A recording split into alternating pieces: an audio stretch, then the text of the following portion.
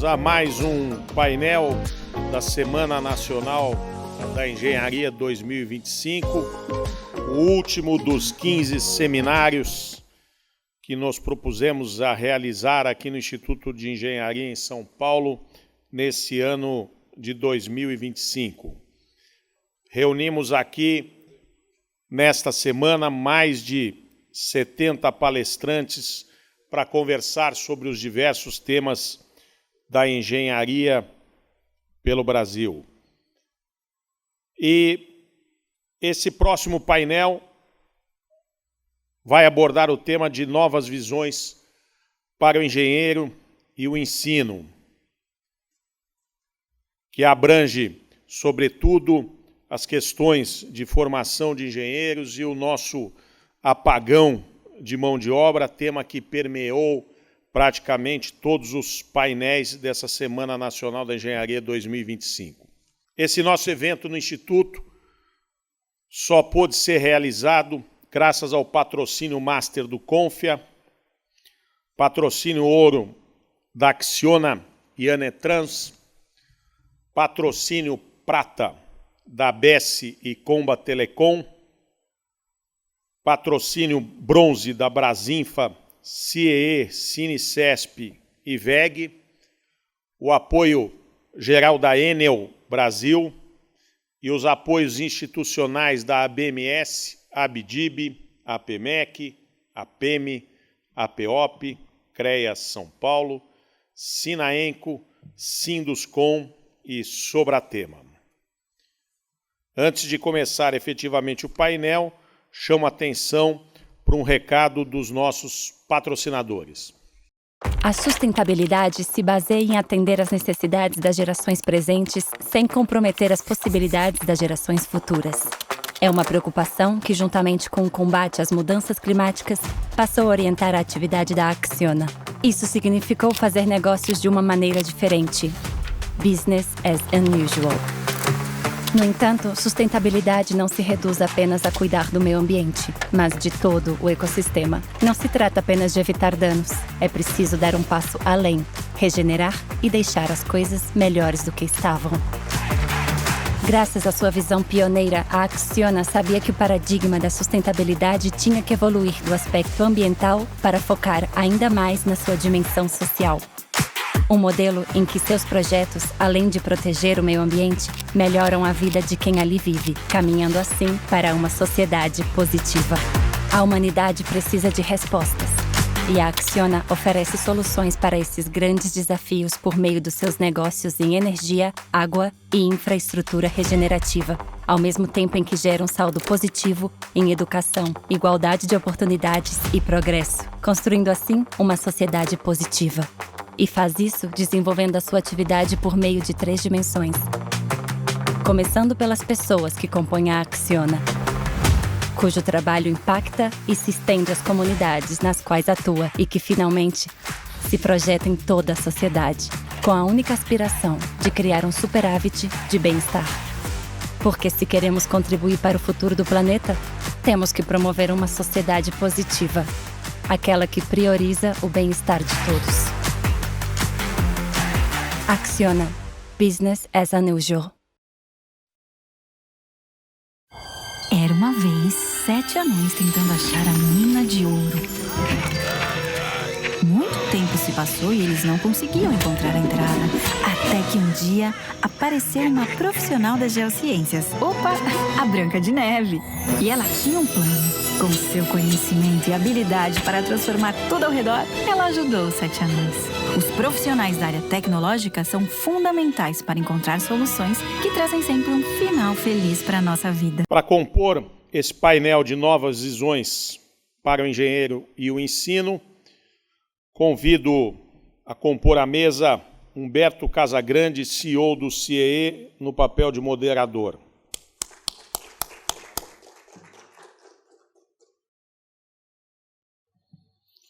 José Roberto Cardoso, professor da PoliUSP, engenheiro do ano de 2013 pelo Instituto de Engenharia.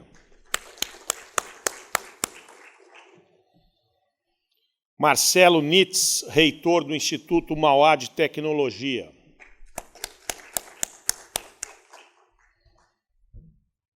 Ricardo Belchior Torres, vice-reitor de ensino e pesquisa da FEI.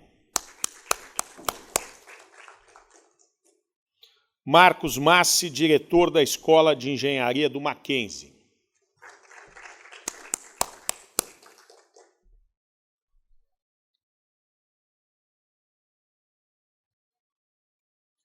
Podem tomar o assento, por favor, explicando apenas os procedimentos deste debate pela Semana Nacional da Engenharia. A ideia é cada um dos participantes da mesa dar a sua visão sobre o tema, com a sugestão de 15 minutos para cada um, mas a critério aí do moderador um ajuste nesse tempo. E aí abrir, após a exposição de cada um, para um debate com a mesa e também abertura de perguntas verbais à plateia. Passo agora a palavra ao nosso moderador, Humberto Casagrande, que a partir de agora conduz o evento. Muito obrigado a todos e bom evento. Boa tarde a todos presentes e que nos assistem também pelos meios eletrônicos. Cumprimentar o Instituto de Engenharia, o Regis, pela elaboração de mais essa Semana Nacional da Engenharia, um instituto que foi criado em 1916, então tem muito valor e tem feito aí pela nossa engenharia. Saúdo aqui os professores, professor Cardoso, representando a Poli-USP, né? Ricardo Belchior, pela FEI, Marcelo Nitz, pela Mauá, e o Marcos Massi, pelo Mackenzie. Então temos aqui o Mapofei, mais o Mackenzie, né, professor? Lembrando dos tempos antigos. E nós vamos discutir aqui o ensino da engenharia, as perspectivas da engenharia, e a presença de professores e reitores desse calibre são animadoras para a gente aprender bastante aí na próxima hora e meia que vai seguir esse evento aqui. Bom, então, sem mais delongas, eu passo a palavra ao professor Cardoso para que possa dar início aí à apresentação. Muito obrigado, Casagrande, pelo convite. É um prazer encontrar aqui com os colegas das escolas tradicionais de engenharia aqui da cidade de São Paulo, né? O Ricardo Belchior, aqui do meu lado, da FEI, o Marcos Massi, o meu amigo aí, Marcelo Nitz, para manifestar nossas preocupações aí quanto à nossa profissão e, evidentemente, tentar dar algumas ideias sobre o que fazer, ações que já estão em andamento aí, creio que depois, ao final, o Humberto Casagrande pode falar, né? Essa imagem eu uso sempre quando falo sobre os problemas da engenharia, né? Essas 4 imagens aí retratam exatamente os maiores problemas que nós enfrentamos, né? Parece aí um balde, né? O balde é justamente como a maioria dos professores enxerga o que é um estudante de engenharia em particular. Julgo que se encher esse balde até a boca aí, ele tem combustível para chegar até o final da vida e resolver todos os problemas da humanidade que a engenharia enfrentar, né? Evidentemente não é isso. Considerar que o aluno ele é simplesmente um receptor de coisas não é o que, de fato, atrai um jovem para fazer o curso de engenharia. Então isso ocorre não só na engenharia, mas na maioria dos cursos de nível superior, né, que enxerga o aluno dessa forma. Uma outra forma também muito comum de se enxergar o aluno, se chegar a um ensino mais precisamente, é como se fosse uma cadeia, tudo ligado uma à outra, né? A engenharia é muito criteriosa nisso, então tem cálculo 1, depois tem cálculo 2, depois tem cálculo 3, cálculo 4, porrada 1, porrada 2, porrada 3, e assim vai. É assim aquela cadeia, né? E se você não passa no cálculo 1, não faz o 2, ou seja, é um encadeamento que estratifica e bobeou o aluno que pretendia sair em 5 anos, sai em 7, 8. e assim por diante. O grande problema que eu vejo também na questão do ensino, de engenharia sobretudo, é o fanatismo nosso de que o aluno tem que aprender tudo necessário à engenharia, né?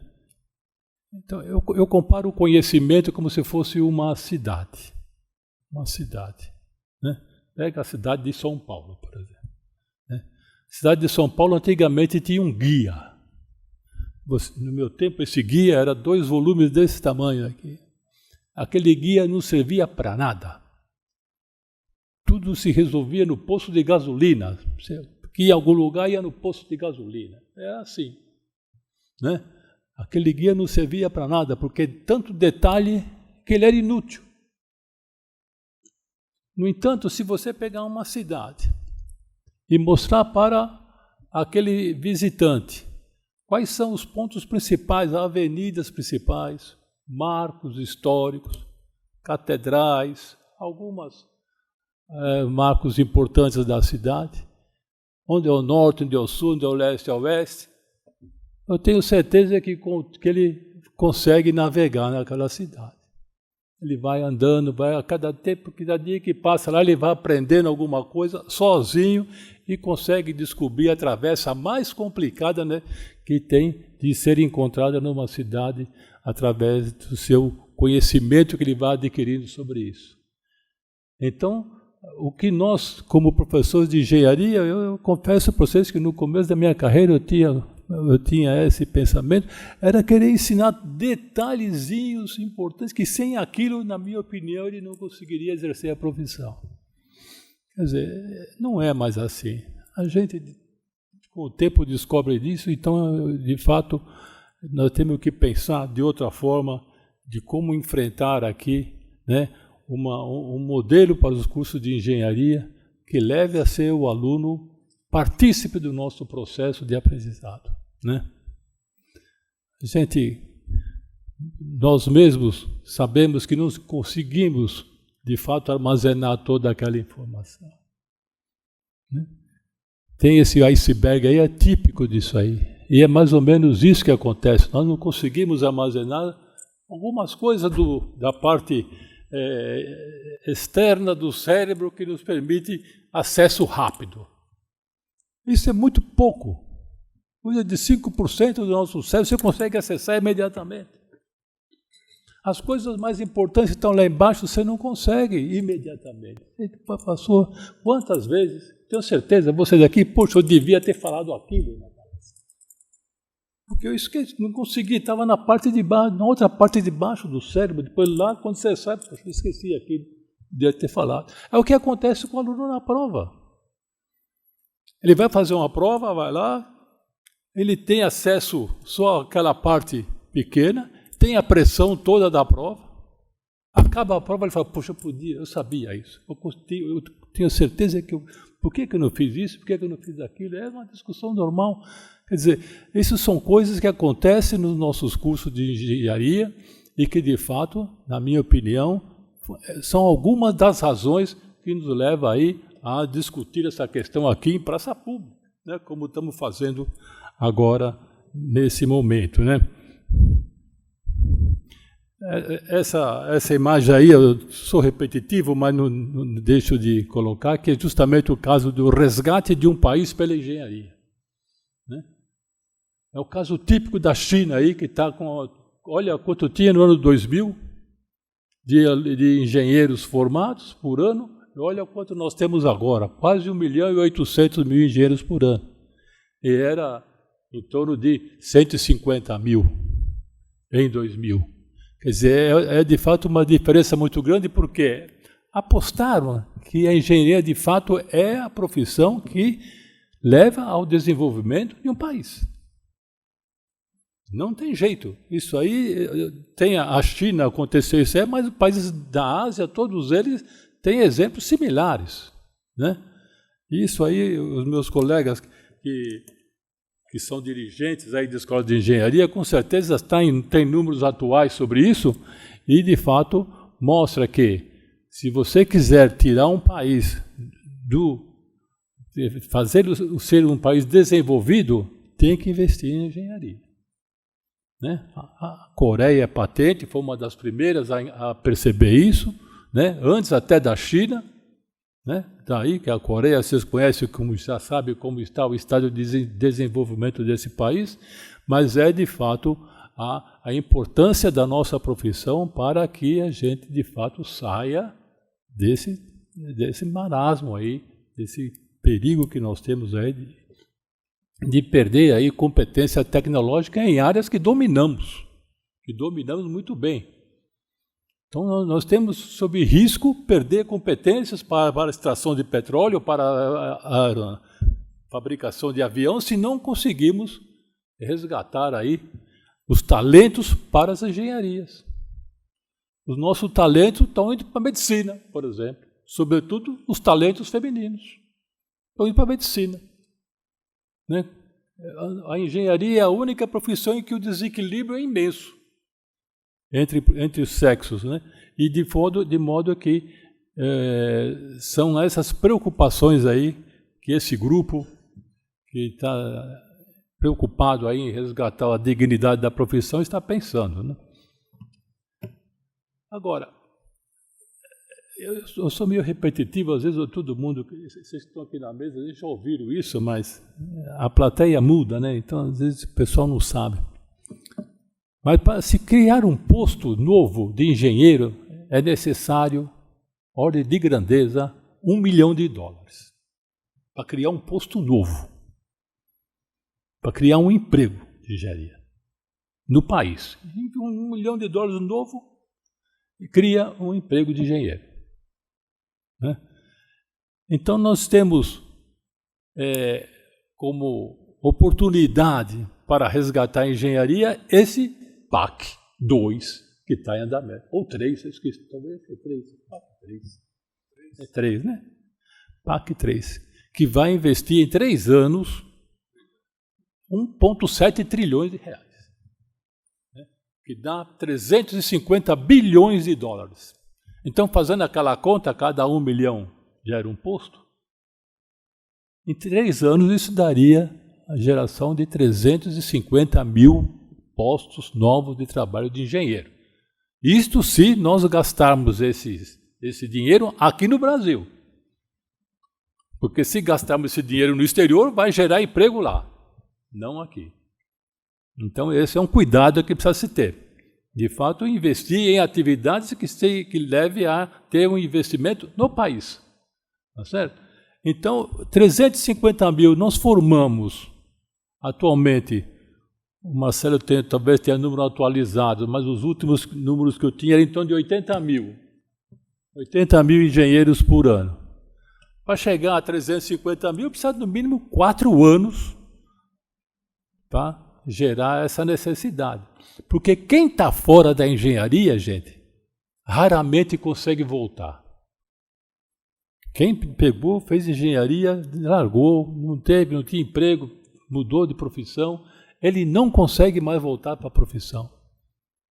Ele está totalmente expelido dessa área. De fato, o que nós temos que contar é com o jovem engenheiro. É isso que a gente tem que fazer. E para isso, de fato, a gente precisa que tenhamos um ensino agradável, em que o aluno vá para a escola e se sinta prazer. Você pega, por exemplo, eu trabalho na Universidade de São Paulo, eu vejo lá o exemplo. O pessoal da FEFELESH, a FEFELESH é o pessoal da filosofia, ciências sociais, ele vai todo mundo feliz para a escola. Feliz para a escola. É um prazer estar na escola. É um prazer. Além de tudo, lá, o erro não é punido. O erro é motivo de discussão. Bate-papo, vamos lá, o contraditório. Tudo isso, quer dizer, ele vai com prazer na escola. Agora, o estudante de engenharia vai sabendo que vai sofrer. Sabendo que vai ser jogo duro, mais um dia de batalha na vida dele. Né? Quer dizer, nós temos que tornar nosso curso, de fato, algo agradável, que ele sinta prazer de estar numa cadeira, sentar, conversar com o professor, ter um diálogo, né? E a questão do erro. Né? O cara errou, é 0. O cara, numa prova de 5 questões, ele vacilou, ele tira 3, já não consegue recuperar, começa a ir em direção ao abandono. Quer dizer, são coisas desse tipo que nós precisamos enfrentar, né, com seriedade aqui no nosso curso. Bom, nós deveríamos estar nessa fase da educação 4.0, né? Centrada no aluno e com apoio pesado da tecnologia da informação, né? Então, existem iniciativas, né, das quais 3 escolas estão aqui, fazem isso, né, de fato colocar o aluno no centro do processo de aprendizado, né? Não mais o professor. Na nossa época era um monarca. Falava, a gente anotava e ficava quieto, não fazia pergunta alguma. Agora não, agora é diferente. Mas são poucas escolas que ainda fazem isso. Tá certo? Produtora de inovação, isso aí é importante, né? A inovação é o que de fato impulsiona a economia atualmente, deu até prêmio Nobel por isso, né? E um futuro aí moldado pela inteligência artificial aí, sem limitações, né? Sem ter medo aí do chat GPT, que é o que todo mundo fica preocupado. Quer dizer, esse é um estágio que a gente deveria estar ainda, mas poucas escolas ainda chegaram a esse ponto, mas temos que lutar para isso, né? Agora, na educação 5.0, que é aquela um pouco mais para frente, né? Coloquei até as comparações aí que podem ajudar a gente a refletir sobre isso. Na 4.0 é o foco na tecnologia. Na 5.0 o foco é valores humanos, com apoio da tecnologia.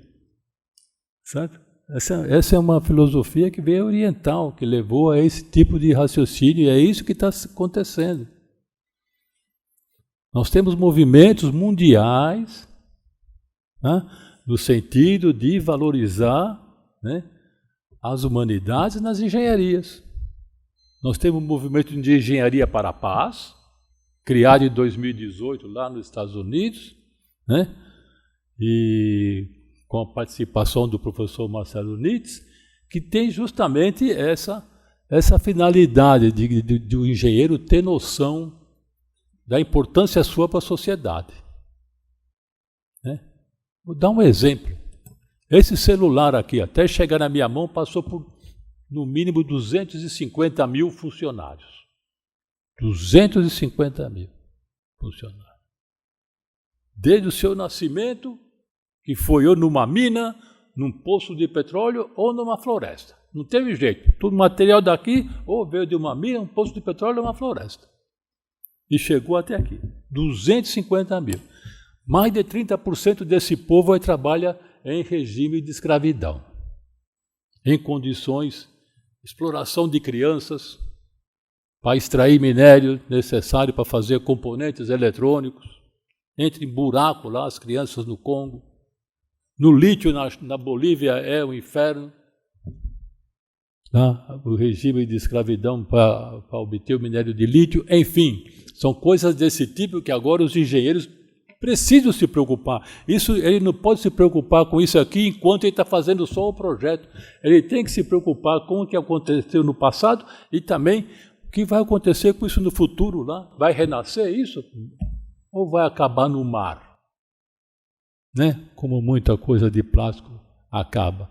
Então, isso também é algo que a gente precisa deixar muito claro nos cursos de engenharia, e isso atrai o jovem. E isso atrai, inclusive, as mulheres, que têm uma consciência social, por incrível que pareça, bem superior a nós, homens. Tá certo? Competências digitais na engenharia 4.0 agora.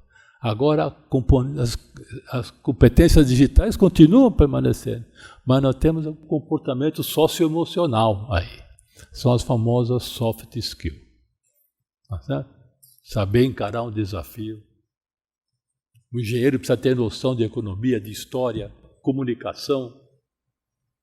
Porque se ele não tem isso, ele não é um engenheiro completo, não passa numa entrevista. É incrível, não passa em uma entrevista. Nós temos vagas de engenheiro sobrando, mas não consegue uma quantidade imensa de engenheiro desempregado porque não passa na entrevista. Não sabe se comunicar, não sabe ter uma rede social que atraia a atenção da sua pessoa.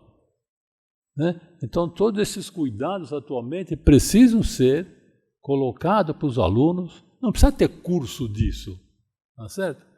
Isso é coisa paralela que acontece numa comunidade em que tem, como se diz, é o mindset da comunidade. Né? Ser preparado para o trabalho, que é o que a gente faz agora. Né? Agora nós temos que preparar isso para um futuro sustentável. Nós estamos aí no ponto, no break-even, né? Vai ser um ponto de sem retorno em muitas situações sociais. Você me controla o tempo, que eu fico preocupado aí? Tá, então vamos lá. O atributo dos egressos. Eu fiz uma comparação aí, lendo alguns artigos aí do que é hoje e no futuro, né? Hoje todo mundo fala que o engenheiro tem que saber fazer a pergunta certa. É certo, é isso mesmo. Né? Mas no futuro ele precisa ter uma rede social interdisciplinar.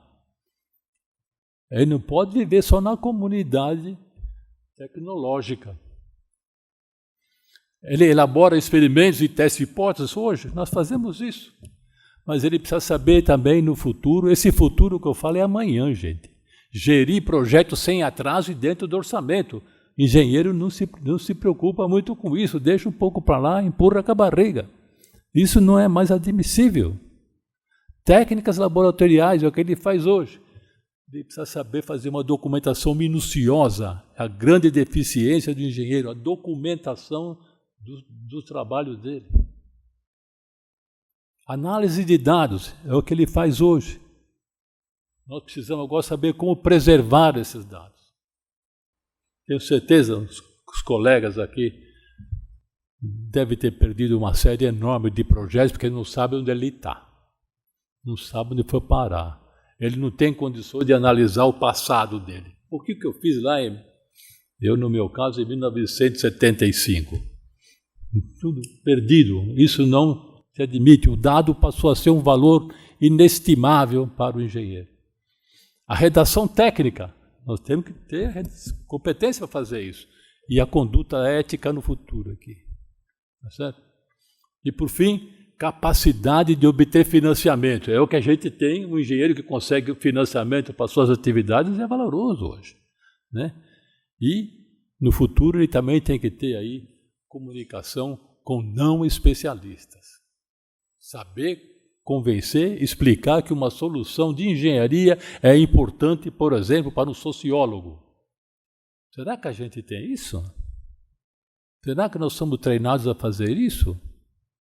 Não somos. Não precisamos ensinar, nós temos que exigir que ele pratique isso no dia a dia. Agora um pouco dos professores, né? Na academia é assim atualmente. Olha lá. A coisa mais importante para um professor atualmente, publicação. A segunda mais importante é a publicação. A terceira mais importante é a publicação. E depois é as citações. E depois é o fator de impacto. É isso o que se dá valor ao bom acadêmico atualmente. Né? O pessoal esquece que agora nós temos que mudar essa imagem. E ao tempo isso vai pegar. Nós temos que saber agora o professor, né? Como transferir a tecnologia que ele desenvolveu para o setor produtivo. Não adianta ele aprender a fazer coisas complexas e ficar para ele ali. Ou só para aquela comunidade pequena de pesquisadores da mesma área. Porque tudo fica na mesma área. É engraçado, é uma ilha. É um conjunto de ilhas. E as ilhas não se comunicam. É incrível isso. Né? Lançamento de startups. Nós precisamos, como professores, estimular nossos alunos a encarar desafios desse tipo. Não existe disciplina que não é possível você encontrar uma coisa nova que possa levar a um produto. Nós precisamos, com a nossa experiência, pegar e estimular nossos alunos a buscar o seu emprego lá nessas suas startups. O professor agora também tem que se preocupar com políticas públicas relevantes. O que está acontecendo? Tanta coisa de mudanças climáticas, transição energética, transição digital. Nós temos que estar atualizados nisso, participar de fóruns para, de fato, contribuir com políticas públicas para isso. Né? Resultados confiáveis. Vocês devem acompanhar que um aumento substancial, vou chamar assim, de artigos que estão recolhidos, porque aqueles dados que mostram lá não tem nada a ver com o que foi apresentado. Né? Cai na questão da ética lá. Nós temos que deixar de fato claro que esses resultados sejam confiáveis, que o que eu estou escrevendo ali de fato acontece. A mentoria, um colega meu, conheci agora, comentou a questão da mentoria. Um colega meu do ITA ali, esqueci o nome dele, conversando com ele no corredor, né, Jardim? O caso da mentoria.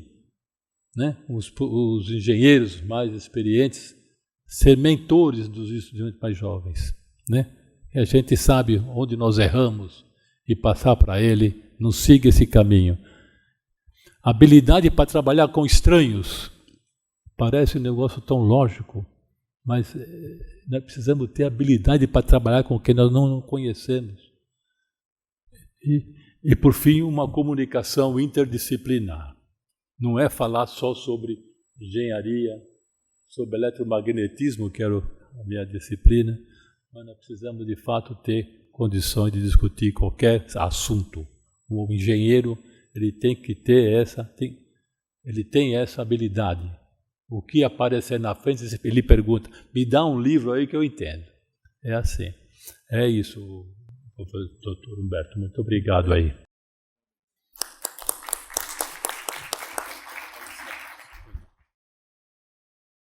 Muito obrigado, professor Cardoso, da Poli USP.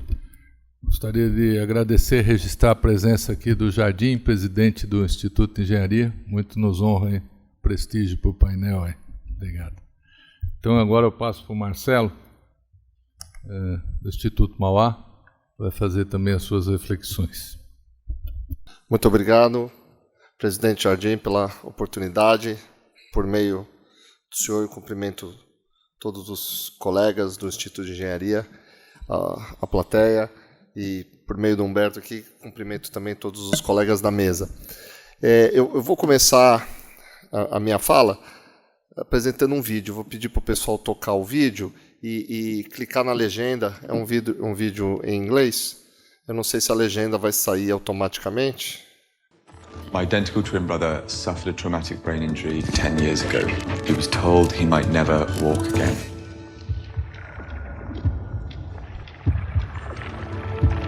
My name is Ellis. I'm founder of NewMind. After my brother's injury, I saw firsthand how little support was available. And having that experience, both as a twin and an engineer, I felt I had a unique skill set that I could use to make a positive impact in this area. We now develop an app to help people like Luke live more independently. It could be as little as helping this person get up in the morning and staying positive, or it could be as big as helping this person go and get a job for the first time. When I first got into this, my goal was to help Luke. But the more and more people that have shared their stories with us, you really realize the need is so great, I had to do something about it. We built a memorization feature, and one of the things that kept coming up was they want to remember a story, something they did on a holiday, or a joke to share with friends. My favorite part of the day is when you get something in front of the user for the first time, and it has that emotional effect that you've been working and striving towards. Luke's training for the Paralympics now, and the whole family are super proud of him. In improve lives through engineering.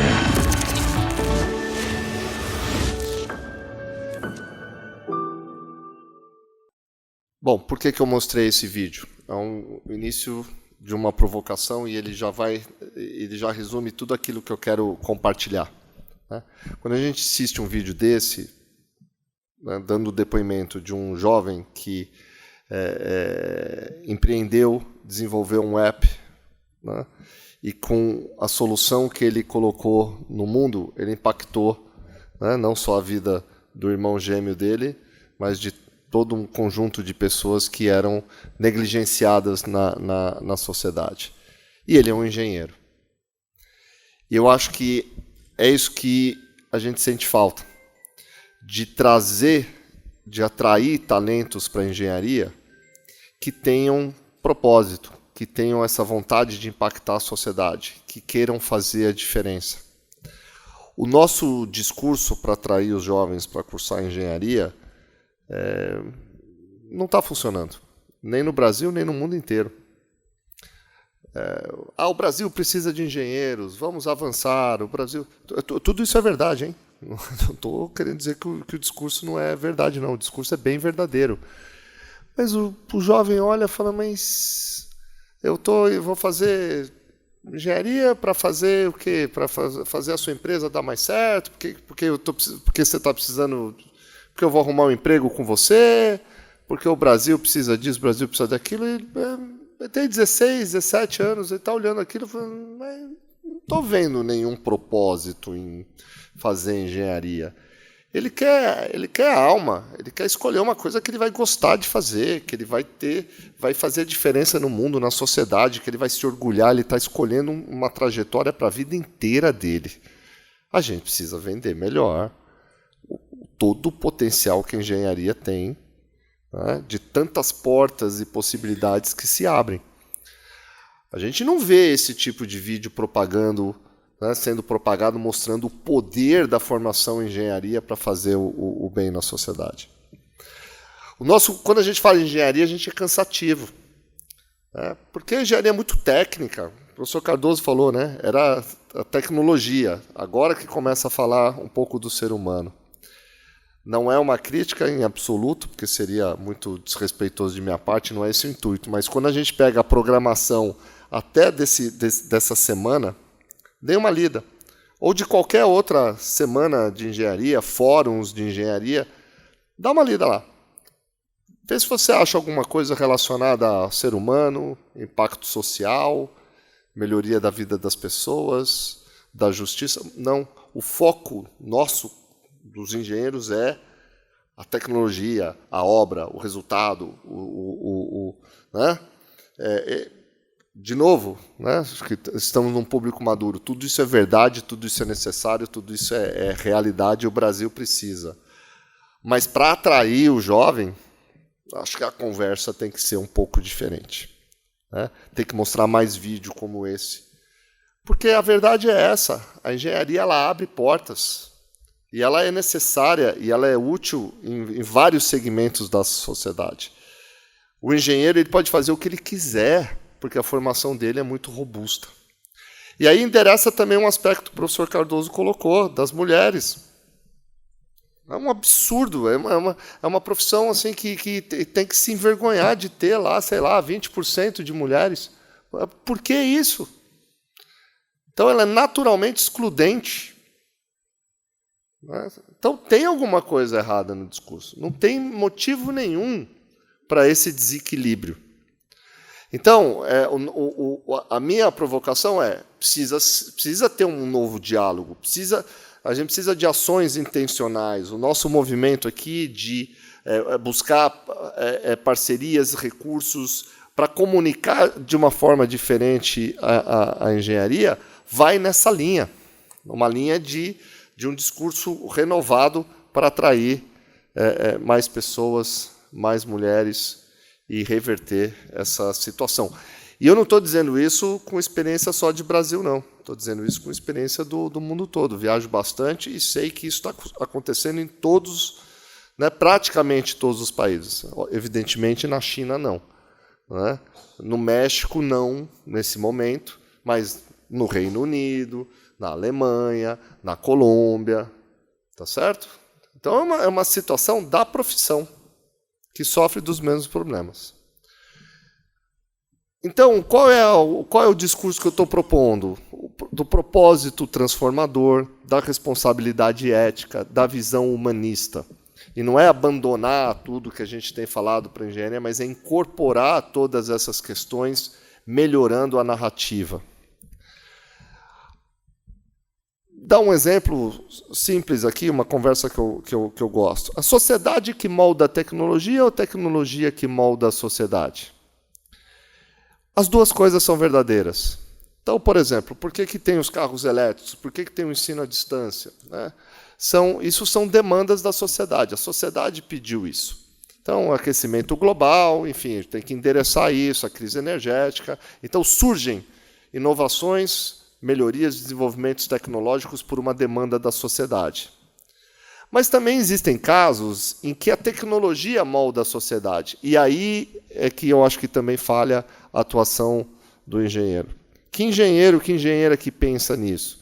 No impacto da sua intervenção, da sua inovação na vida das pessoas. Você vai lá, pavimentou uma avenida, né? Fez uma linha nova de transporte público, um viaduto, né? Canalizou um córrego. Além da obra, quais são os impactos? Né? O que aquilo deixou de sequelas? E não são só positivas, certamente. Existem impactos negativos praticamente em todas as atuações. E isso não é ponderado.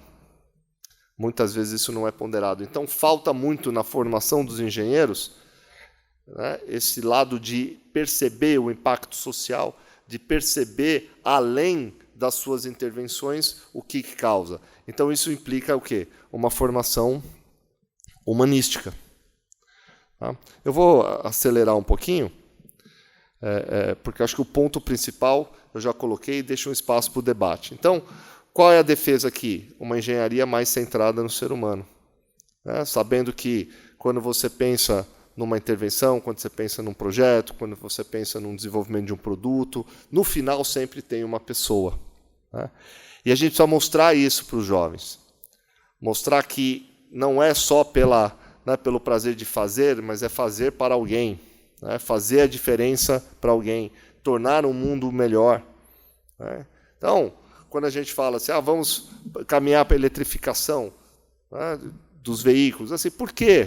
No final das contas, aquecimento global, as pessoas, é sempre focando no benefício, né, na melhoria da vida das pessoas.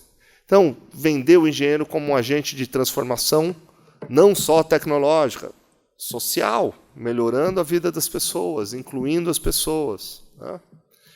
E a engenharia é cada vez mais interdisciplinar. Esse engenheiro, essa engenheira que a gente defende, ele precisa ter não só a formação técnica, mas uma formação humanística. Ele precisa se integrar com outras áreas. Ciências sociais, artes, para ter criatividade, para abrir a sua cabeça. Então, tudo isso que a gente fala aqui impacta, inclusive, nos currículos de engenharia. O engenheiro do futuro, responsabilidade com relação ao impacto social, ambiental das suas decisões, das suas atividades. Empatia. Vocês viram aquele menino do vídeo conversando com os usuários do software, querendo entender, de fato, qual era a necessidade? O que vai acontecer? Eu não fico criando o app que eu acho que as pessoas precisam. Eu vou ouvir as pessoas para ver, né? Eu vou conhecer aquele usuário, no caso era o irmão dele, mas ele não fez só para o irmão, ele quis saber de outras pessoas que tinham situação daquele jeito. Então, o engenheiro empático, o engenheiro que vai lá e de fato escuta e percebe quais são as necessidades. Precisa ter criatividade, não tem dúvida nenhuma. Daí a necessidade das artes, né, de você abrir a cabeça, de você, né, modernizar essa formação do ser humano como um todo. Então, o que engenharia queremos? Para quem? Uma engenharia inclusiva que atenda às necessidades de todos, não apenas dos privilegiados. Com que valores? Ética, sustentabilidade, justiça social e respeito à diversidade como princípios fundamentais. E para qual mundo? Um futuro, um mundo onde a tecnologia emancipa, conecta e promove o bem-estar coletivo. Essa é a essência da minha fala. Mais um vídeo que está num site em inglês, da Royal Academy of Engineering, que também estão enfrentando esse problema de atração para a engenharia e tem feito esse tipo de material, né, para sensibilizar os jovens. Vamos ver?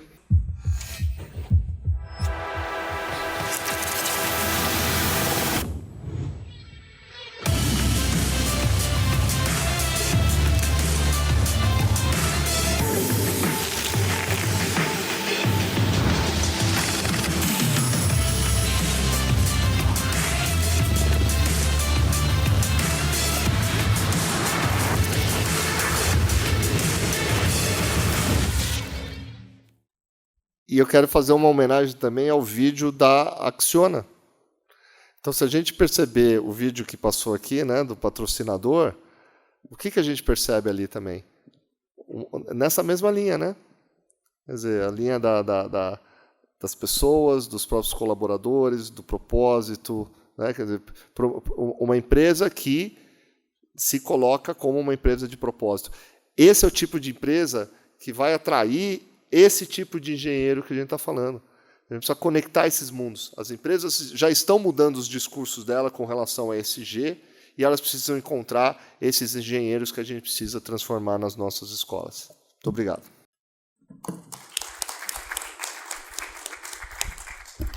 Muito bom, Marcelo Nitz, reitor do Instituto Mauá de Tecnologia. Obrigado aí pelas suas reflexões. Passaria então para o Marcos agora, do Mackenzie, depois finalizamos com a FEI. Boa tarde a todos.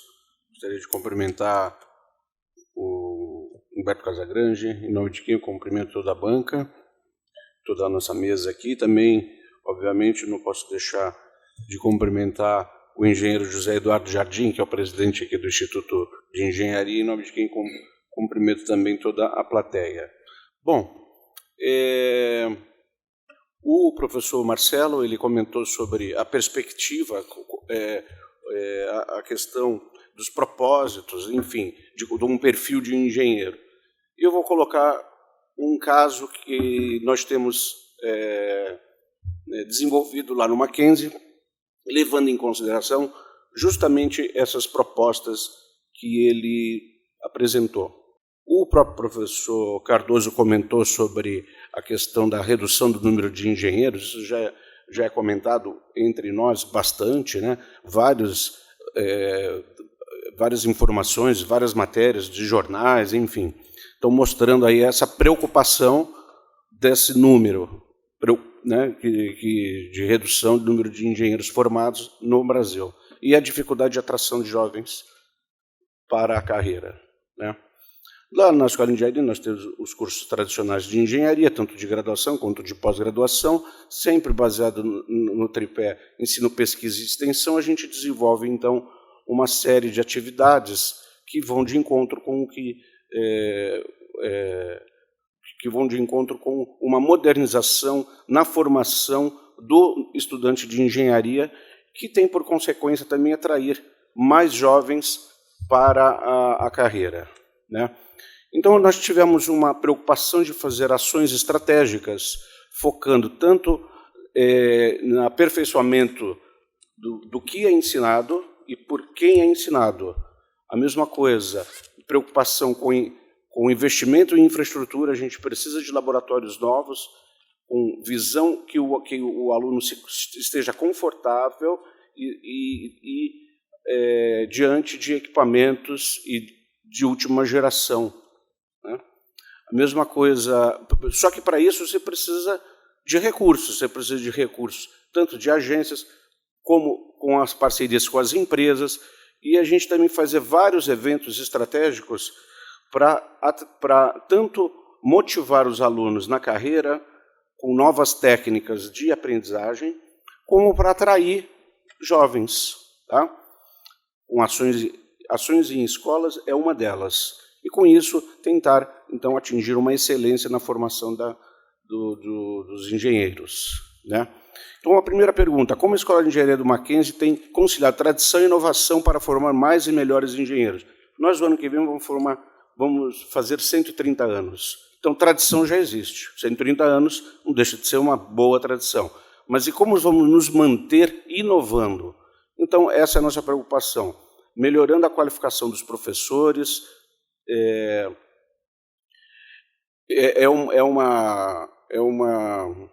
a melhoria do nível dos professores em termos de conexão com o mercado e com a ciência é muito importante. Tá?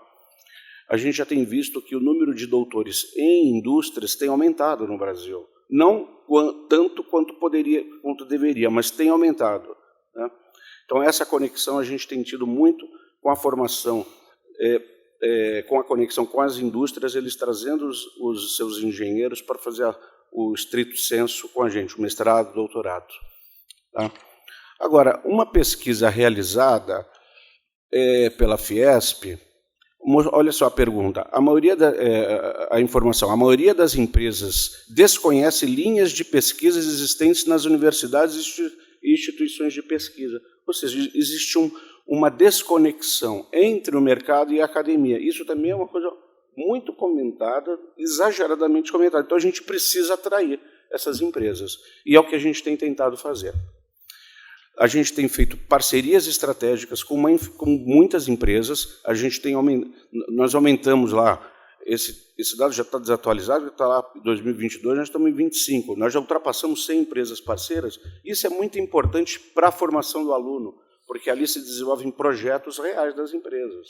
Né? Aquela conexão com o mercado, com os problemas que existem atuais. Isso força o professor a entender também que, no momento que ele aprendeu aquele conteúdo, era um momento da história tecnológica e hoje é outro.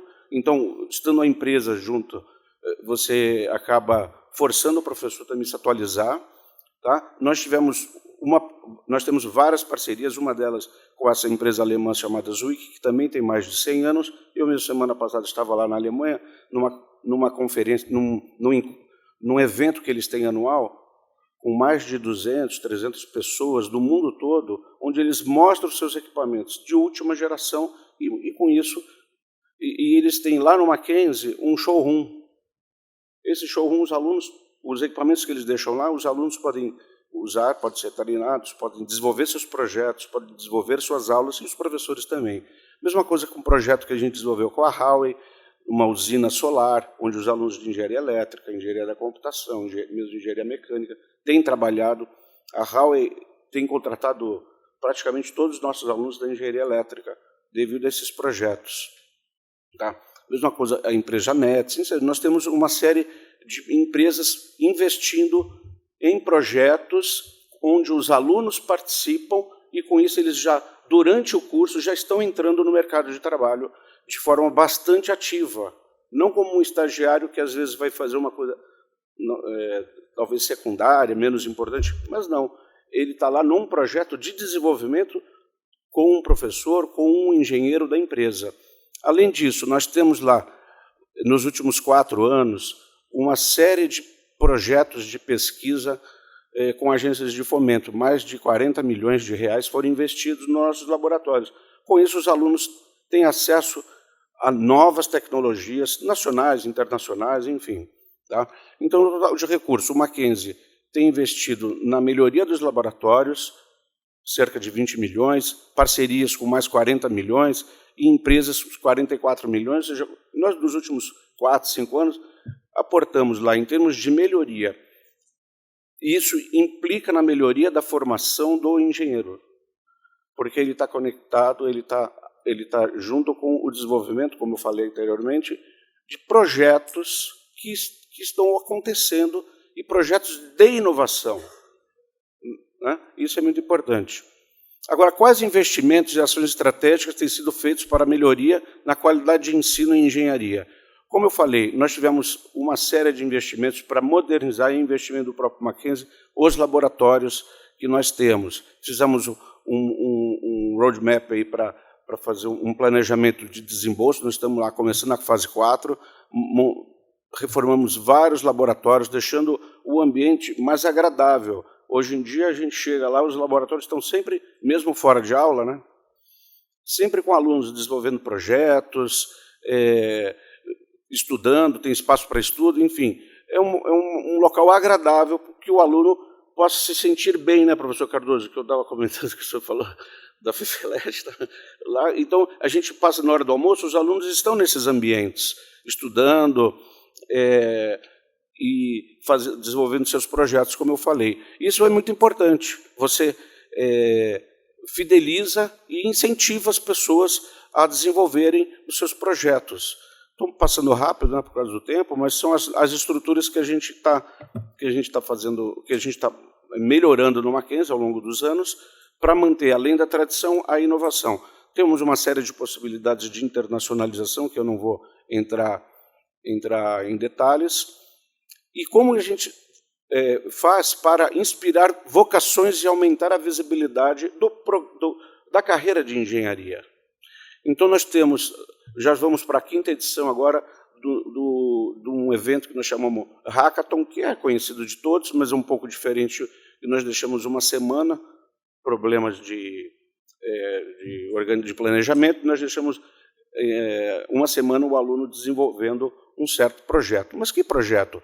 São empresas que trazem. Esse ano nós tivemos 40 empresas que trouxeram 40 propostas de desafios para os alunos desenvolverem. E eu conversando com os alunos, eles fazem depoimentos fantásticos. E a gente observa que, por exemplo, os campeões de cada desafio, às vezes, ou muitas vezes, vou falar, não estudaram aquele assunto que eles desenvolveram, porque eles foram atrás, eles vararam a noite, e é um problema, porque a gente tem que tirar o aluno da universidade, porque uma certa hora fecha, ele não quer sair, porque ele quer se desenvolver, ele quer continuar. E ali as empresas trazem o pessoal do RH, o pessoal que vai verificar já o comportamento dos alunos, muitos já saem empregados, já saem com estágio, assim, e é duradouro, porque eles anotam os nomes e aos poucos, durante o ano, vão chamando as competências, porque aquelas entrevistas que às vezes os alunos não conseguem sair bem, naturalmente eles são observados ali pela equipe das empresas e já vai selecionando, né? Então, esse é o momento que a gente faz no primeiro semestre de todo o ano, vamos para a 5ª edição, que tem sido um sucesso para a gente lá e para os alunos principalmente, obviamente. Essas são as empresas que participaram da última edição. E além do prêmio que a empresa dá, prêmio material, nós temos também muitas visitas técnicas, visitas com CEOs das empresas, almoços com o CEO, onde o aluno ganha uma maturidade enorme de comportamento, de relacionamento humano, como ele vai sentar para almoçar com uma pessoa que é o CEO de uma grande empresa, por exemplo. E eles se saem super bem, porque algumas delas eu mesmo participo, né? E temos também a tradicional Semana da Engenharia, que a gente tem feito várias atividades, não só de palestras, mas também minicursos para a formação complementar dos alunos. Esse ano nós tivemos mais de 100 empresas participando da Semana da Engenharia. Então, também é uma atividade bastante importante, complementar ao desenvolvimento dos alunos que nós temos. Agora, em termos de... óbvio que existem os projetos integradores, as coisas mais tradicionais, disciplinas, componentes curriculares projetuais, tradicionais, que já se faz para o aluno desenvolver projetos, né? Agora, e com o aluno que ainda não é da engenharia, como a gente vai cativar as pessoas para vir para o nosso curso?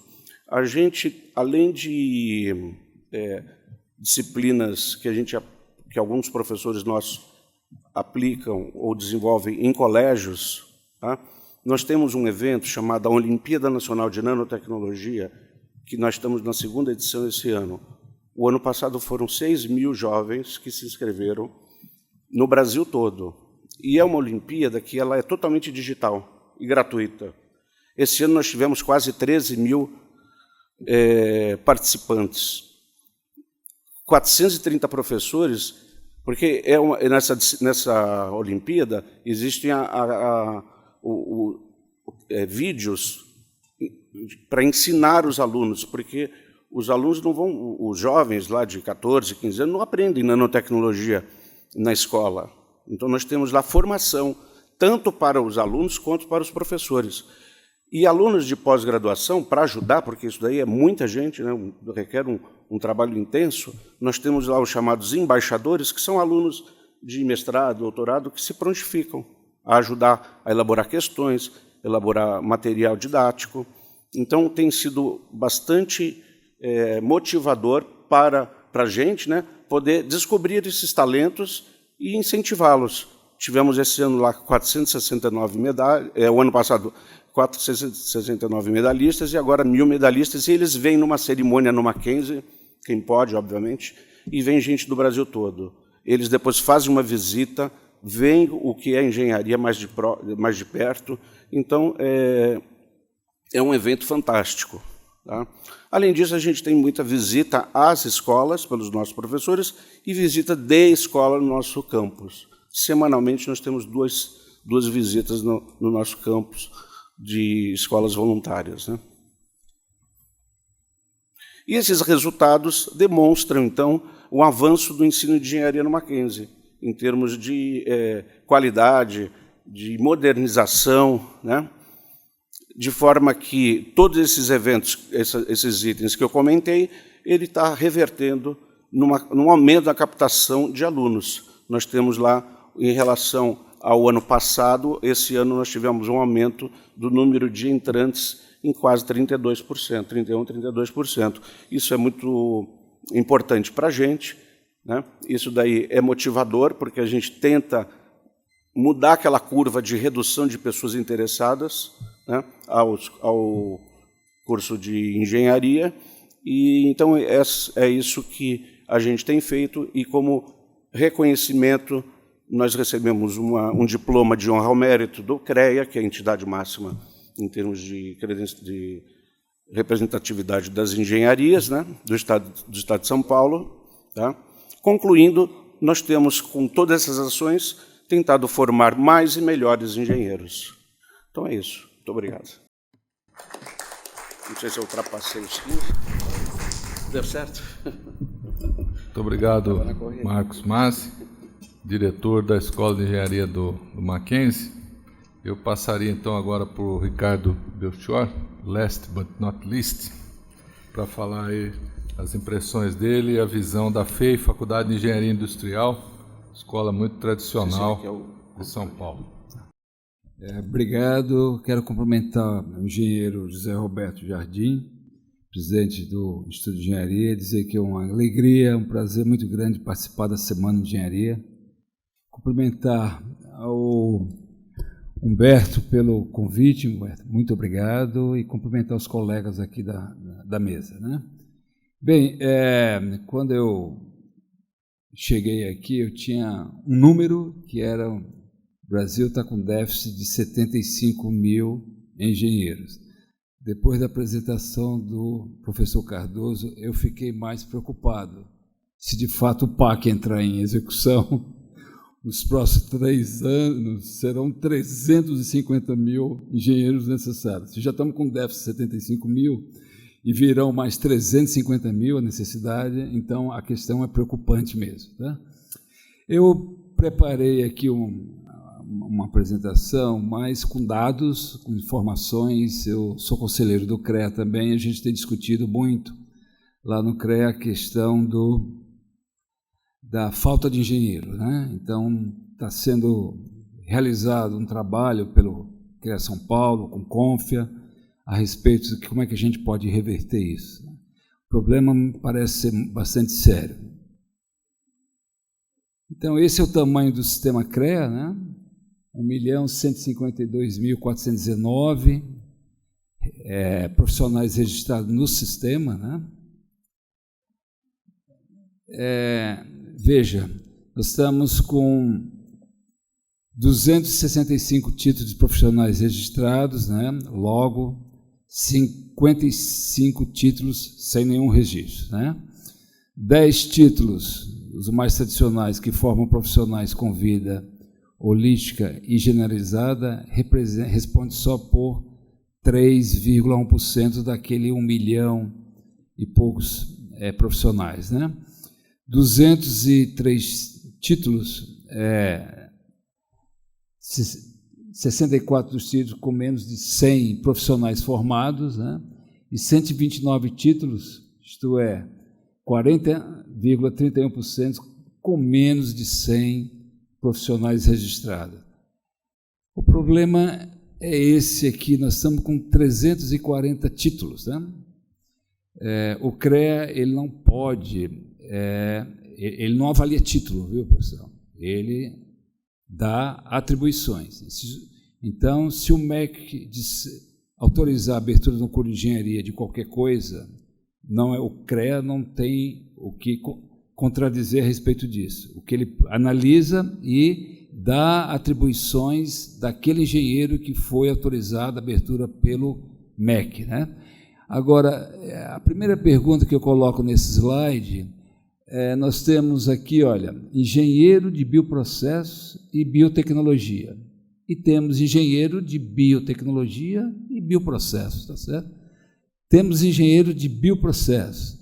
Aí nós temos engenheiro civil, costeiro e portuário, engenheiro civil da mobilidade, engenheiro civil de infraestrutura e assim vai, e engenheiro civil.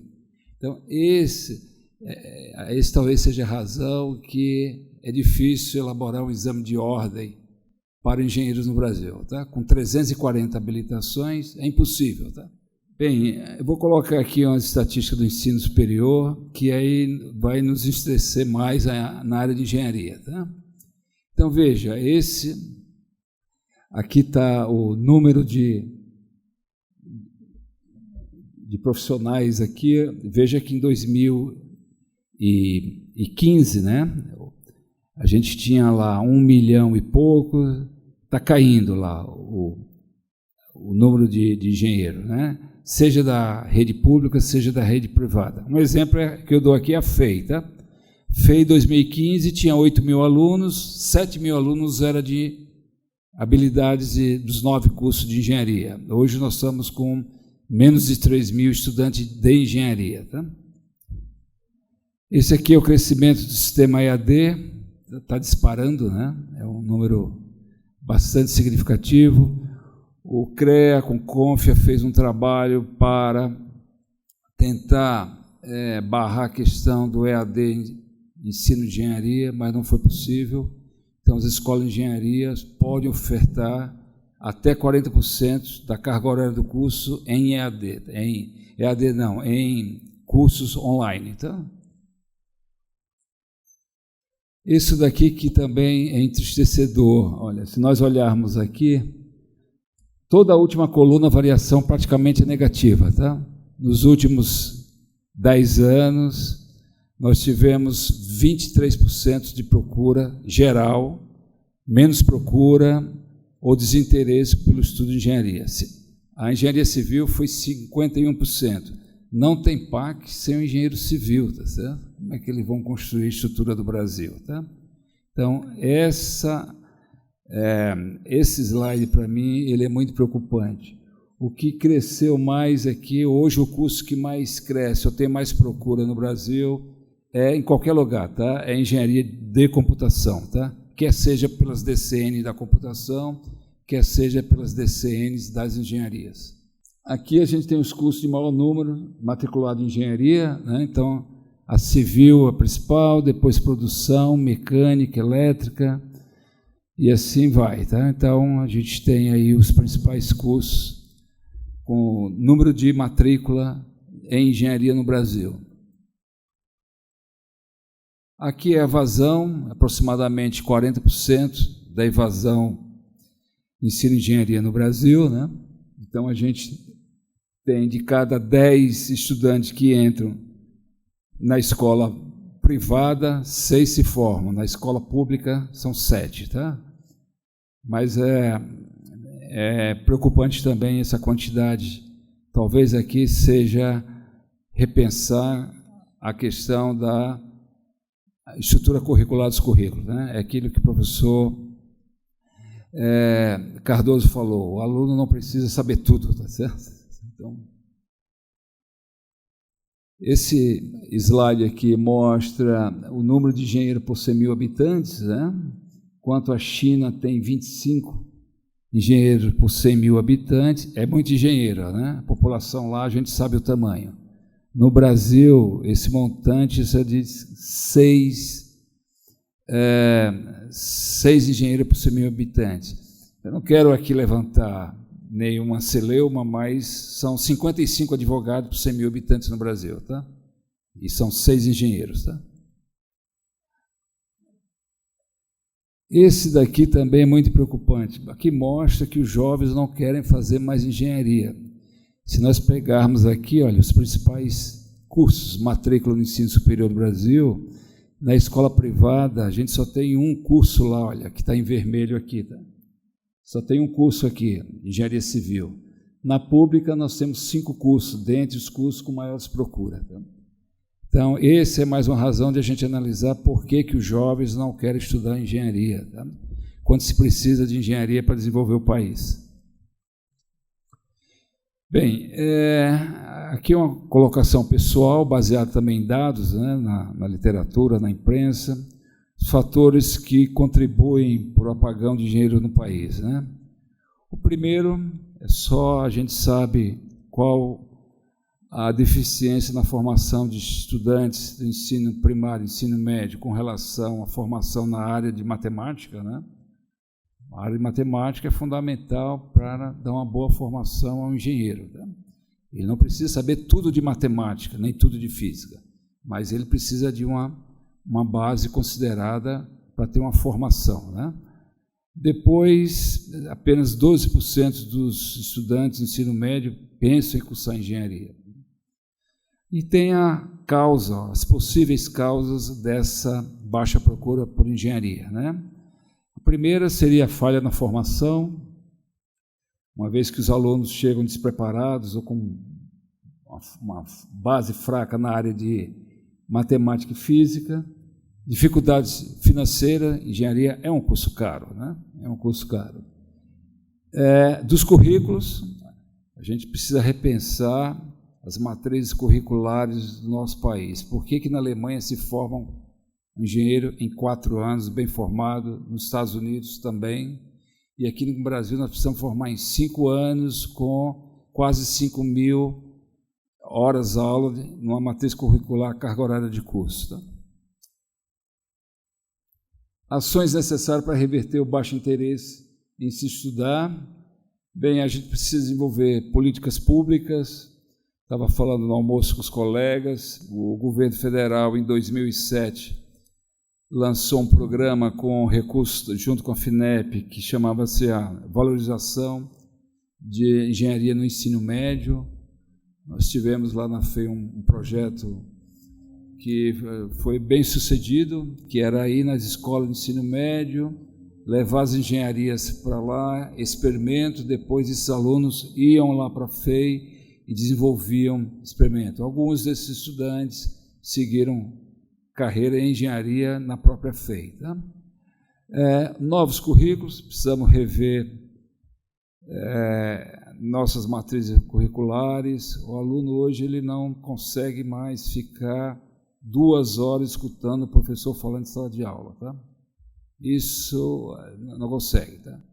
E não é dizer que o aluno está vindo mais fraco, mais despreparado. Não é essa a questão. O professor Cardoso deu um exemplo muito interessante no almoço, que se o médico recebe o paciente que está morrendo, ele tem que deixar o paciente morrer, tá? É analogia. Então, a gente tem que reverter a situação desses estudantes. Isso faz parte da missão da academia. Tá? E novas metodologias de ensino, evidentemente, né, tem que fazer parte disso. Ainda tenho mais 3 minutos, eu vou falar aqui assim, uma visão muito particular do que eu acho que alguns temas que tem que fazer parte na formação do engenheiro. A minha área de ensino é termodinâmica, e eu sempre digo que o problema da humanidade passa por uma questão energética, então passa por uma questão de termodinâmica, viu? A primeira lei diz que não se cria nem se destrói energia. E a segunda diz que sequer você consegue empatar, né? Então, é uma questão também de termodinâmica, tá? Então, a questão de sustentabilidade, transição energética, mudança climática, isso tem que estar na discussão dia a dia do futuro engenheiro, tá? Inteligência artificial, isso daí tem que fazer parte dessa nova mudada, tá? Novas metodologias de ensino e curricularização, a questão da internacionalização, mobilidade estudantil. Hoje, no mundo globalizado, o aluno, a gente tem que tentar proporcionalizar essas oportunidades para os alunos viajarem ao mundo. E os valores humanos, né? A FEI, o primeiro curso de engenharia da FEI foi em 1946, foi o primeiro curso de engenharia química. De lá para nós temos uma instituição de inspiração jesuíta, né? O presidente da fundação tem que ser um padre jesuíta. Os valores humanos estiveram conosco, continuam ainda nesses mais de 80 anos. Mas o perfil do jovem mudou, tá? Então não dá para... Os valores continuam o mesmo, mas precisamos repensar como que a gente deve ensinar engenharia para o jovem hoje. Então era isso, eu fico à disposição para discussão. Muito obrigado.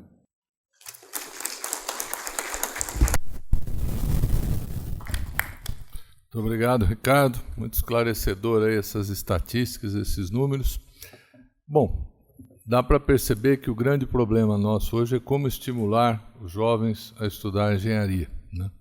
Baseado nisso, nós aqui, membros dessa mesa, estamos levando adiante um movimento, assinamos um acordo de cooperação entre as entidades que representamos e estamos fazendo um movimento no sentido de estimular os jovens a estudar engenharia e ir para a carreira da engenharia.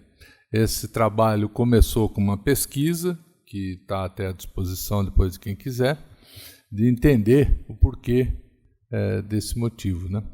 E depois passa agora por outras etapas que nós estamos levando juntos e acreditamos que tenhamos aí um grande trabalho pela frente.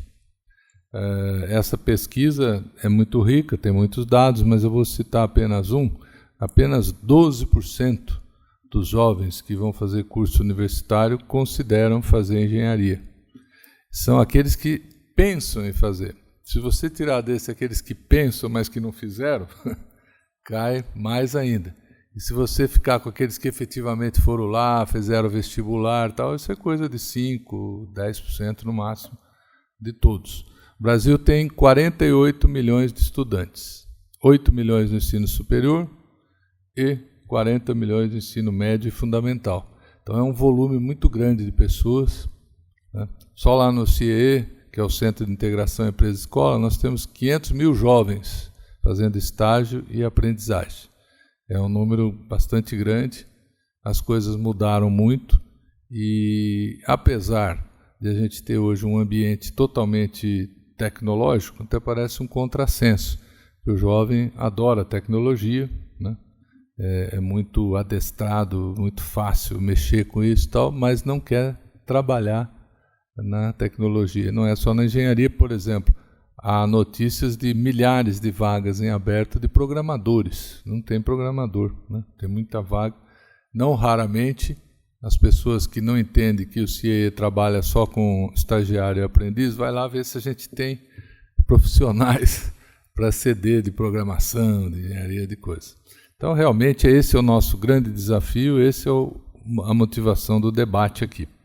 Como o Ricardo muito bem já externou a opinião dele do que deveria ser feito para reverter esse quadro, eu pediria agora para os outros três da mesa, começando pelo Marcelo, na opinião deles, então, o que a gente deveria fazer para reverter essa tendência que acabou de ser muito bem explorada e descrita aqui pelos nossos palestrantes. Bom, essa é uma questão que tem múltiplos fatores, é um problema complexo, ele não tem um lugar lá que você atua e resolve. Eu acho que problemas desse tipo você não consegue, você consegue influenciar, né? Influenciar um processo de transformação. Então, estar aqui conversando com vocês, conversando com meus colegas, é esse tipo de ação. Quer dizer, você influencia você motiva que haja uma revisão na forma como a gente trabalha, você provoca. É um conjunto de ações. Começa lá no setor, até na economia crescendo, a desindustrialização do país é um processo que precisa ser revertido, porque a indústria é o habitat natural da atuação do engenheiro, tudo aquilo que, não só a indústria, mas tudo aquilo que, né, quer dizer, acaba se interligando com ela. Então, o país crescendo, o país avançando, naturalmente vai ter demanda. Então, ter a demanda por engenheiro é o primeiro passo, né? Porque senão olha para lá e fala assim, eu não tenho o que fazer, por que eu vou escolher essa profissão, ainda que eu ache ela interessante? E aí vem, paralelamente, a questão do propósito, né? Que é o que eu disse, precisa mudar o discurso da engenharia, até para que você também direcione, mostre para esse profissional que vai fazer a engenharia que não é só na indústria, apesar de ter a indústria como foco. E essa é a realidade, é uma realidade que eu defendo que a gente deva abraçar. Os engenheiros não engenheiros, deixar da gente se referir a eles como não engenheiros. Quantos colegas vocês têm engenheiros que foram para outros mercados, para outras atividades? Deixaram de ser engenheiros? Por que a gente trata isso como se fosse uma derrota, um desvio de conduta, né? Um traidor? Deixa ele fazer o que ele quiser, vamos tirar proveito disso. Ao contrário, olha, a sua formação é tão boa, tão sólida, que você vai poder escolher. E se você não quiser a indústria, a formação vai estar com você vai ser o que você quiser. Então, eu defendo isso, uma profissão que seja realmente a mais flexível, a mais sólida em termos de formação, que ela possa, né, que você possa atuar em múltiplos mercados.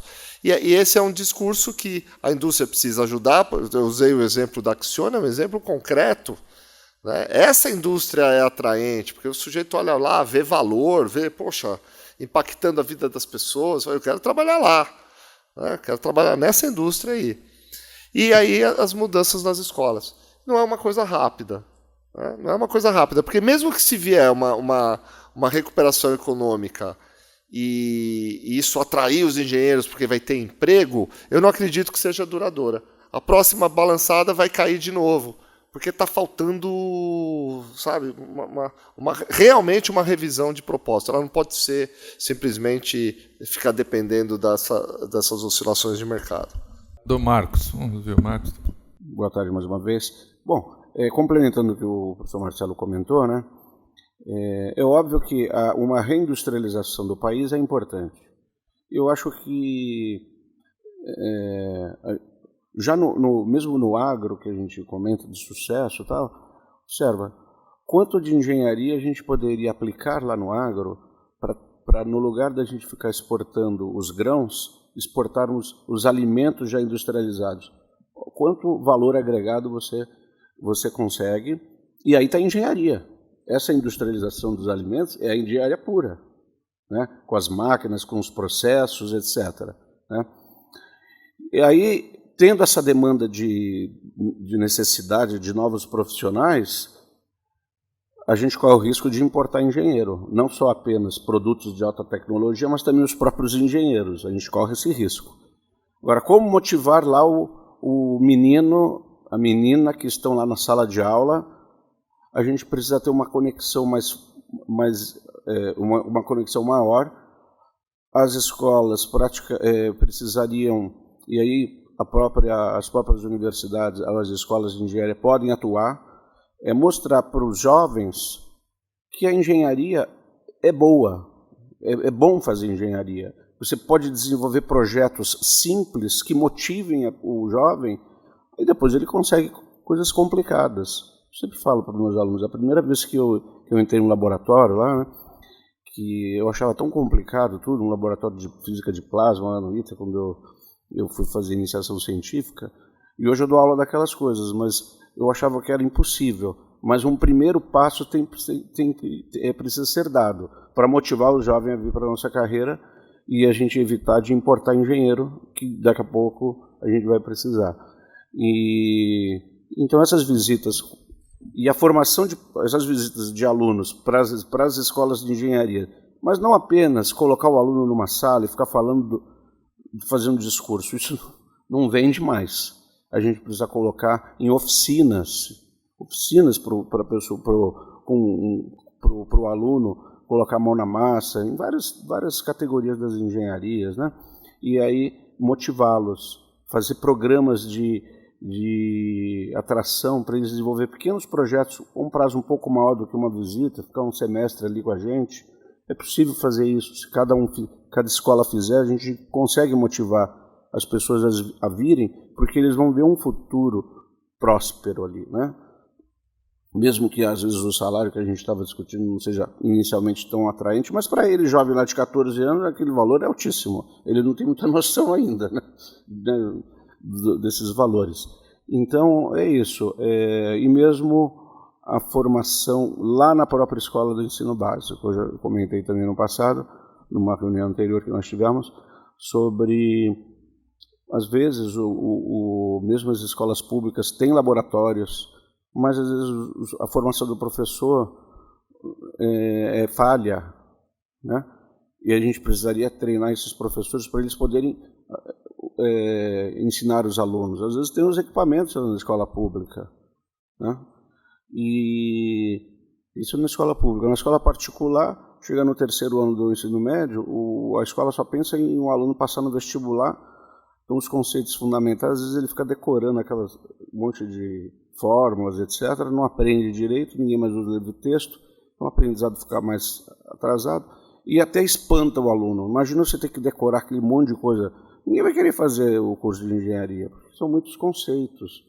Então, como o Marcelo falou, é uma série de ações que precisam ser feitas, não é apenas uma, é impossível resolver tudo com uma, senão já teria sido resolvida essa questão. Então, bom, enfim, em suma, é isso daí que eu tinha que falar. Sem dúvida é um problema tridimensional, né? Então vamos ter que trabalhar como tal. O que o professor Cardoso nos acrescenta aí? Eu tenho uma sensibilidade de que quem é responsável pela escolha de uma profissão é a família.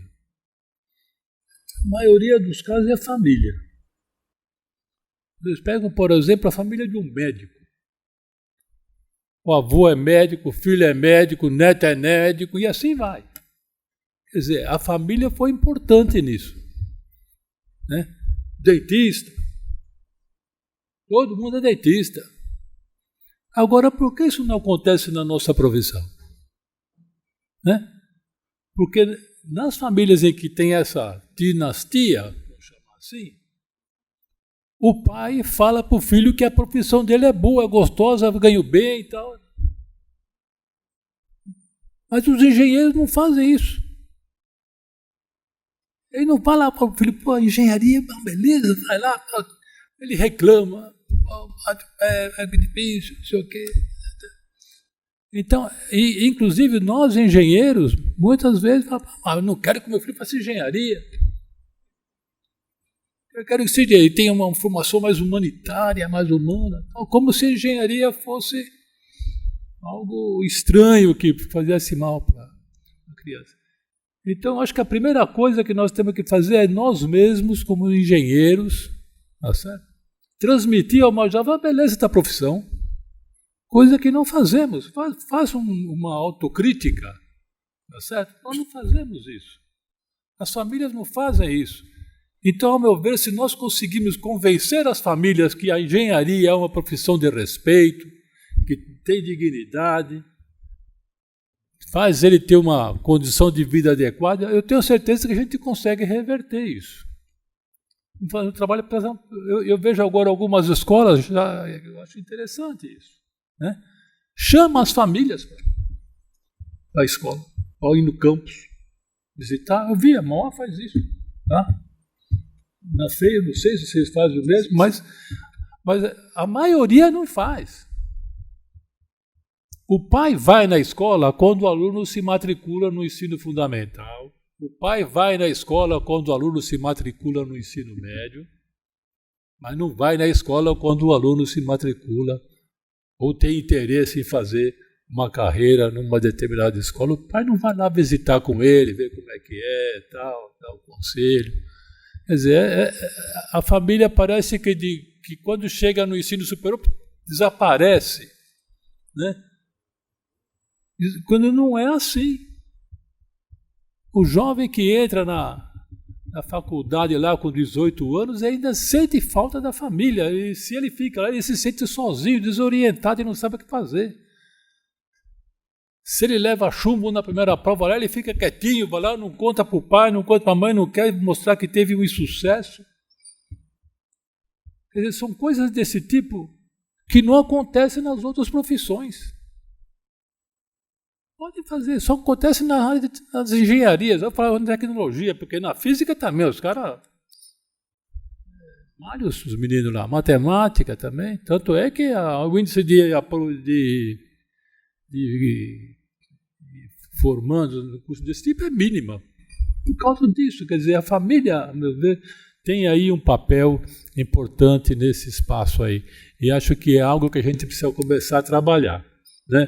No sentido de ter, de fato, um curso recuperado. Quer dizer, na minha opinião, a solução está na nossa casa. Eu acho que é isso que a gente deve pensar. Quer dizer, não é só isso, mas é um fator importante, a meu ver. Espero que o Ricardo tenha ideia melhor. Obrigado, professor.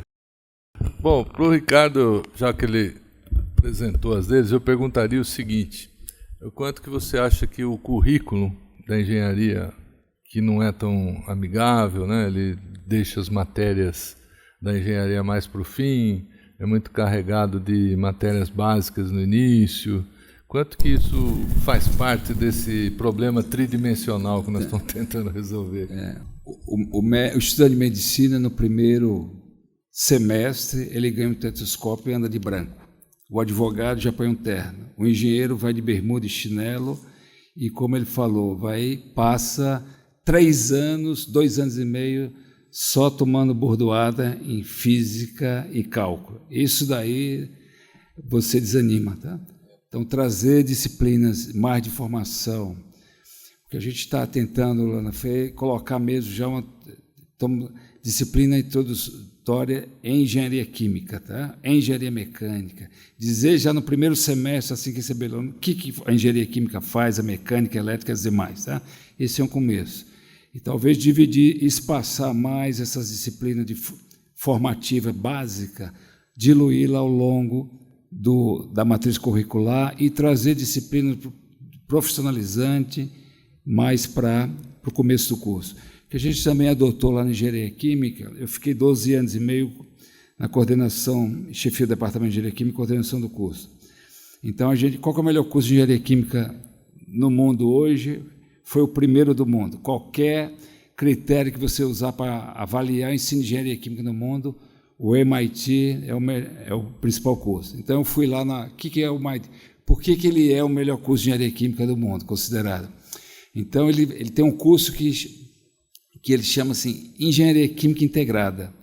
Então, ele integra o curso tanto na vertical, ao longo do todo o período, como na horizontal, né? Então, isso foi uma decisão que nós colocamos na engenharia química, que hoje é o principal curso. A disciplina que os meninos mais gostam chama Engenharia Química Integrada. Então, a gente dá um projeto no 3º ciclo, ele passa 2 anos em cima daquele projeto, tá? Isso integrando disciplina ao longo do ano, ao longo dos 2 semestres e no próprio semestre. Isso tem sido um motivo de entusiasmo para eles, né? Outra coisa que eu sei que isso é muito difícil, requer muito recurso, investimento, mas projetos dentro do institucionais eu acho muito importante. Dentro da engenharia química a gente tem um projeto que é o AISH, por exemplo, que é do Instituto Americano de Engenharia Química, né? Então, por exemplo, quarta-feira que vem eu estou indo para representar o Brasil em Boston com os meninos da engenharia química e sexta-feira nós temos uma visita agendada no MIT. Então, nós vamos conhecer a engenharia química do MIT, né? Então, esse tipo de coisa embora tenha pouco efeito para trazer aluno, mas ele é fundamental para manter aluno. Tá? Então, a gente tem baixa evasão dentro do curso. Mas a questão da matriz curricular, eu acho que ela é fundamental a gente repensar em termos de ensino de engenharia no Brasil. Tá? É como eu falei, a Alemanha forma com 4 anos, Estados Unidos, por que a gente tem que formar um engenheiro com 5 anos, com quase 5.000 horas-aulas? Tá? Onde 3.000 horas-aula é física e matemática.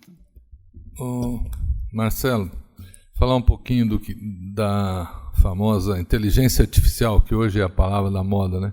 Que impacto que isso vai ter no ensino da engenharia e, mais do que isso, no interesse dos engenheiros? Pergunta interessante. Eu vou focar no impacto no ensino. Ela abre a oportunidade de você ter um ensino adaptativo, um ensino personalizado.